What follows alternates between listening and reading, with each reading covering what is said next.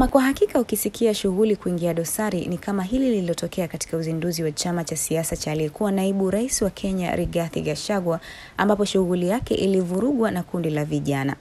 Uzinduzi wa chama hicho kipya cha siasa kilichopewa jina la Democracy for the Citizens Party DCP umetatizwa na vurugu baada ya kundi la vijana kuvamia ukumbi wa hafla hiyo ya uzinduzi wa chama hicho katika eneo la Lavington jijini Nairobi. Badala ya kusikika labda nyimbo zinazochagiza sera za chama hicho kama ilivyo kawaida kwa vyama vya siasa kuwa na nyimbo maalum, badala yake milio ya risasi ndiyo iliyotawala.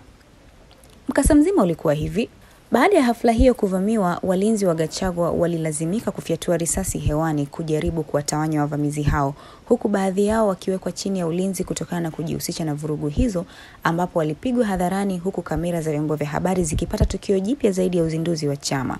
Kabla ya vurugu hizo, Gachagua alikuwa tayari amezindua rasmi chama hicho, akikitangaza kuwa hilo ni jukwaa jipya la kisiasa litakalompinga rais wa sasa William Ruto na chama chake cha United Democratic Alliance UDA katika uchaguzi mkuu ujao wa mwaka 2027. Chama cha DCP kinaendeshwa na kauli mbiu yake isemayo sikiza wa Kenya, na rangi rasmi ya chama hicho ni kijani mwangaza, yani neon green, nyekundu ya udongo, yani Ruffles red, na nyeupe. Katika uzinduzi huo, Gachagua alitangaza majina ya maafisa wa muda wa chama hicho, wengi wao wakiwa wanasiasa waliopoteza nafasi katika uchaguzi uliopita, huku wengine wakiwa wapya kabisa katika medani za siasa nchini humo. Cleophas Malala aliyewahi kuwa katibu mkuu wa UDA ametajwa kuwa naibu kiongozi wa chama. Hezron Obaga ni katibu mkuu. Martin Ole Kamwalo ni naibu katibu mkuu. Franklin Linturi ambaye ni waziri wa zamani wa kilimo ni katibu wa kitaifa wa uratibu.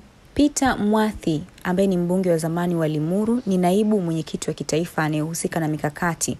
Mabli Sarah Owino ni naibu mwenyekiti wa kitaifa anayehusika na uendeshaji, huku Anna Kavu Mutua akiwa ni mweka hazina wa kitaifa. Wengine waliotangazwa ni Kate Waruguru, kiongozi wa wanawake; Sera Wanjiku Thiga, kiongozi wa vijana; John Maranga, kiongozi wa watu wenye ulemavu; Maina Kamanda, mwenyekiti wa baraza la wazee; David Njenga Gikonyo, kiongozi wa diaspora; Abubakar Abdi Ogle, naibu katibu wa uratibu na mikakati; Miriam Fredina Mariki, naibu katibu wa uratibu uendeshaji; Andrew Kiplimo Muge, mkurugenzi wa uchaguzi; Barnabas Kinyua Mkepethi, kiongozi wa dini, na Brenda Banjira ambaye ni afisa wa chama. Oktoba 2024, Rigathi Gachagua alipokuwa naibu wa rais nchini Kenya, alikabiliwa na mashitaka 11 yakiwemo madai ya ufisadi, uchochezi wa chuki za kikabila, matumizi mabaya ya madaraka na kutishia uhuru wa mahakama.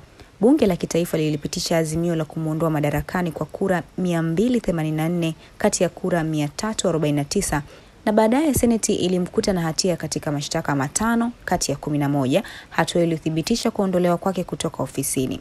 Gachagua alipinga mashitaka hayo akiyataja kuwa ni nia ya kisiasa na kukosa msingi wa kisheria. Aliwasilisha kesi zaidi ya 30 mahakamani kupinga kuondolewa kwake, lakini mahakama kuu ilikataa kusitisha mchakato huo. Baada ya kuondolewa, Rais William Ruto alimteua waziri wa mambo ya ndani Kithure Kindiki kuwa naibu rais mpya, uteuzi uliosimamishwa kwa muda na mahakama kabla ya kuidhinishwa baadaye. Kwa siasa za Kenya na mfumo wake wa tofauti na siasa za muungano wa vyama ama muungano wa wanasiasa, mara zote zimeweza kuleta mageuzi makubwa, na hili huenda ni jambo la kusubiri na kuona. Hii ni TriGen Media. Kuwa wa kwanza kupata taarifa mpya kila zinapowekwa kwa kusubscribe, kushare na kulike.